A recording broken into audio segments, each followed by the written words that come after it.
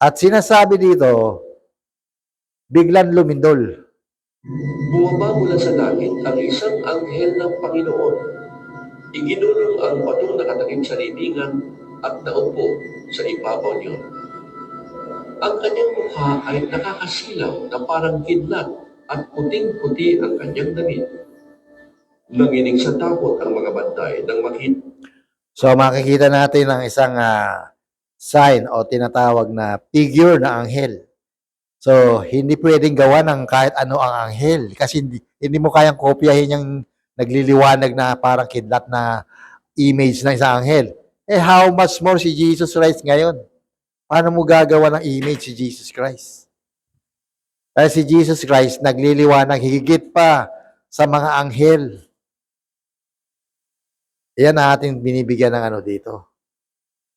Pabalik tayo sa lindol. Naglindol dyan sa Cebu. Hindi ko naman pinagmamalaki noong panahon ng Marso, maghuhunyo, may message kami nung isa kong kasama sa sa BCA. Sinasabi ko doon na nandoon sa notes ko na nakita ko na merong madilim na pangyayaring darating sa Negros. Nakita ko yon sa aking parang vision, ganun. Nakikita ko. Ngayon, hindi nakasulat sa note ko na nabanggit ko rin mismo doon sa oras na yon na nagme-message ako na nagsasabi ako na magkakaroon ng madilim na pangyayari sa Negros. At bigla akong nakita ang isang city, ang isang syudad.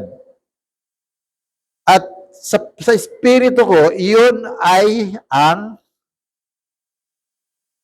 Cebu. Kaya sinasabi ko doon sa oras na yon, na sinasabi ko na magkakaroon ng malakas na lindol sa Cebu. Ha? Oh. Dahil nga sa espiritu ng Diyos na nagpapaunawa.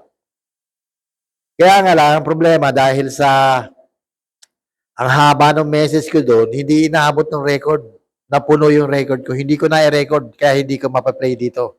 Ang alam ko, inuulit ko yan dito na magkakaroon ng madilim na pangyayari dyan sa Negros Kasi bago bumaha sa atin, 2 araw, nauna na ang Negros bago pa bumaha sa atin dito sa Luzon.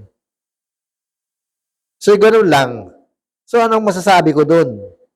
Ang masasabi ko doon, abay, sasabihin ko ba yun na dahil sa sinatawag ng mga tectonic plate na gumagalaw katulad ng mga scientist?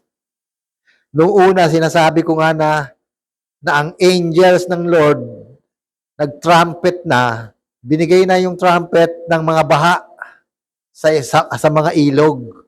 Mababaha ang mga ilog. Magkakaroon ng tinatawag na flooded. At ang iba naman madadry. Yung ibang lugar. So, siyempre, buong mundo yan. At last year, bago pa ngayon ng mga ano natin, nagkaroon na ng trumpet. Nagkaroon na ng mga trumpet sa iba't ibang lugar.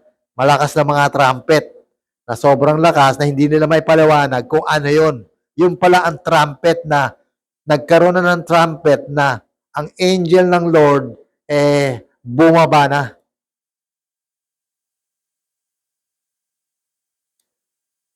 Yan.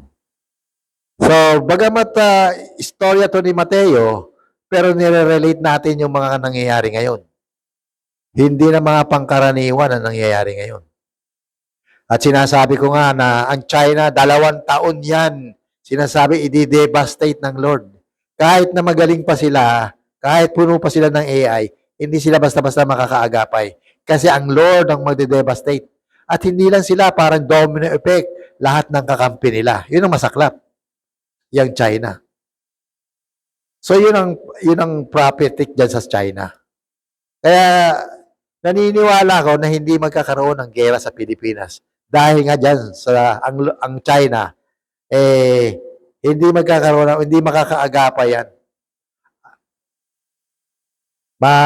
Maano sila ng tinatawag na pagbebenta ng mga armas.